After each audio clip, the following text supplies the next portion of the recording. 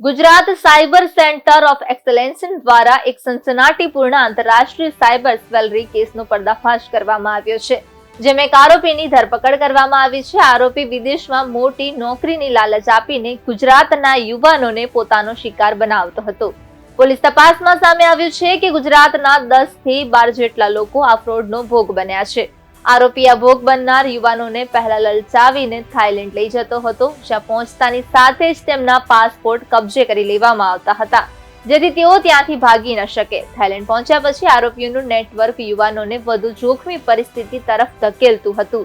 તેઓ યુવાનોને ગેરકાયદેસર રીતે થાઈલેન્ડ અને મ્યાનમારની સરહદ પર આવેલી મેલ નદી પાર કરાવીને મ્યાનમાર લઈ જતા હતા. ત્યારે મ્યાનમારમાં યુવાનોને એક જગ્યાએ ગોંધી રાખીને તેમની પાસે વિવિધ પ્રકારના ગેરકાયદેસર સાયબર ફ્રોડ કરવામાં આવતા હતા, જેમાં મુખ્યત્વે ક્રિપ્ટોકરન્સી, ફિશિંગ સ્કીમ અને પ્રોન્ઝી સ્કીમ જેવી છેતરપિંડી ભરી યોજનાઓમાં રોકાણ કરાવવાનું કે અન્ય લોકોને ફસાવવાનું કામ કરવાનું સામેલ હતું.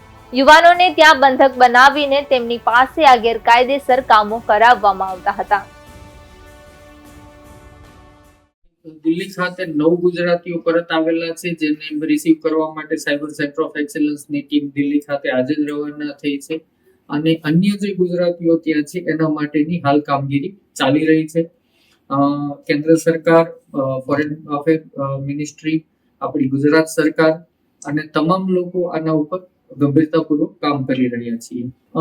મોટા ભાગના આ જે દેશો છે કે કંબોડિયા છે, લાઓસ છે, મ્યાનમાર છે અને થાઈલેન્ડ છે, આ જગ્યાએ નેટવર્ક મુખ્યત્વે જોવા મળે છે, જેમાં ક્રાઇમની પેટર્ન પણ અલગ અલગ જોવા મળે છે. જેમ કે આ જે મ્યાનમારમાંથી જે પકડાયું છે, આ મ્યાનમારનું મિયાવાડી સેન્ટરમાં ત્યાં મોટાભાગે ઇન્વેસ્ટમેન્ટ ફ્રોડ કરાવવામાં આવતું હતું અને ક્રિપ્ટો ઉપર ઇન્વેસ્ટમેન્ટ ફ્રોડ કરાવવામાં આવતું હતું, જ્યારે કંબોડિયા જે છે એ ડિજિટલ અરેસ્ટ અને એ પ્રકારના ગુનાઓનો હબ છે.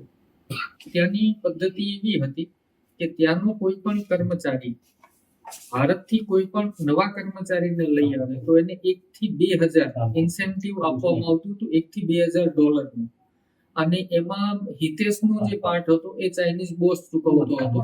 આવી રીતે એક આખી ચેનલ એસ્ટાબ્લિશ કરવામાં આવતી હતી કે પોતે જાય, પછી આ લાલચથી બીજાને લઈ જાય, એને ત્યાં એકોમોડેટ કરવાનું, ત્યાંથી નદી પાર કરાવવાની, નદી પાર કર્યા બાદ કામ કરાવવાનું અને જો એને પરત આવવું હોય તો 2.5 થી 3 લાખ જેવી રકમ ત્યાં ચૂકવવી પડતી હતી. આ બધી જવાબદારી હિતેશ સોમૈયા નિભાવતો હતો.